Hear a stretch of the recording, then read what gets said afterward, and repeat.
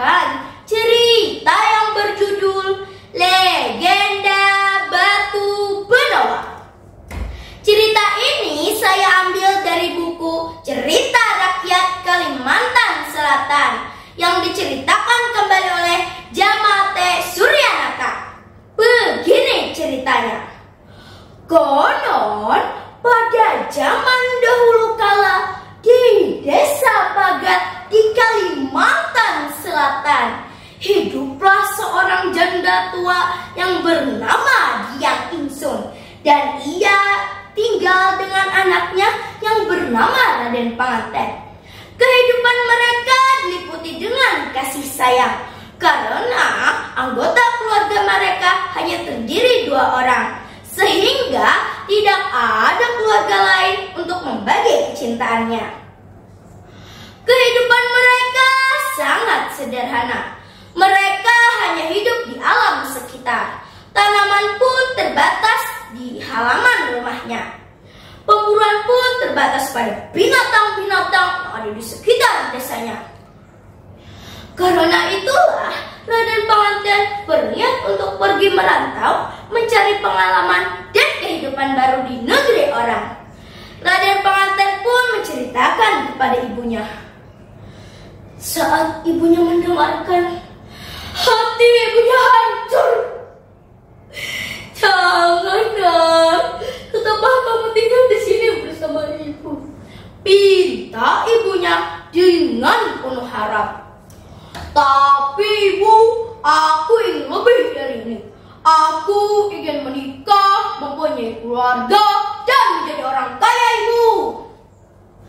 Ibunya tahu betapa keras Raden Panganten. Dengan berat hati, ibunya mengizinkannya. Air mata mengalir di wajahnya saat anak satu-satunya pergi. Aku berjanji, Bu, kalau aku sukses nanti, aku akan kembali ke sini lagi. Janji Raden Panganten. Raden Panganten pun pergi dengan menaiki sebuah kapal yang besar. Kepergian Raden Panganten pun memakan waktu untuk beberapa hari. Tibalah kapal itu di sebuah kota yang ramai. Pedagang kaya pun menerima Raden Panganten sebagai karyawan. Raden Panganten pun bekerja dengan semangat. Karena kecerdasan dan kerja kerasnya, Raden Panganten dengan cepat naik pangkat. Karena sang pedagang itu mempercayai Raden Panganten untuk memegang tanggung jawab yang lebih besar.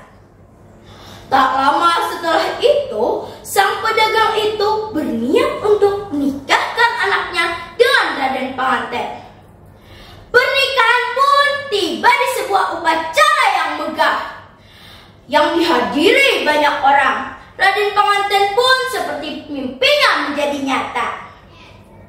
Setelah beberapa bulan mereka menikah, timbullah niat Raden Panganten untuk pulang ke negerinya di mana ibunya tinggal.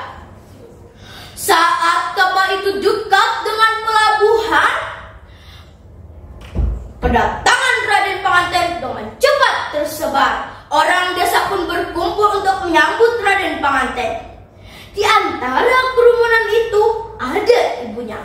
Begitu ibunya melihat putranya, ia langsung memanggil dengan penuh haru. Raden Panganten, anakku Raden Panganten, selamat datang, Nak. Namun alih-alih rasa bahagia, Raden Panganten justru diliputi dengan rasa malu. Melihat ibunya yang tua dan lemah, pakaian compang-camping dan kotor, ia malu mengakui itu ibunya di depan orang banyak. Dan ia berpaling dan tidak menghiraukan panggilan ibunya. Dan ia menyuruh awak kapal untuk pergi dari pelabuhan. Hati ibunya hancur berkeping-keping saat melihat anak satu-satunya tidak mengakui dia ibunya. Ia jatuh berlutut dan berdoa kepada Tuhan. Ya Tuhanku, aku keadilan. Anakku sendiri tidak mengakui aku sebagai ibunya. Tidak lama setelah itu, dai ibunya terkabul. Guntur menggelegar, kilat menyambar, dar! Angin deras pun turun dari langit, dan badai topan menghantam kapal tanpa ampun di tengah gelombang. Kapal Raden Panganten pun tidak sanggup menahan badai itu dan hancur berkeping-keping. Nah teman-teman, puing-puing kapal itu terdampar di pantai. Bagian yang besar itu perlahan-lahan berubah menjadi gunung yang berdiri kokoh, menjadi pengingat abadi tentang Raden Panganten dan kesedihan ibunya. Gunung itu sampai sekarang dikenal dengan Gunung Batu Benawa.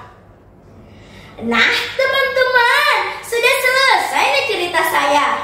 Cerita ini mengajarkan kita rasa syukur dan kita harus menghormati orang tua.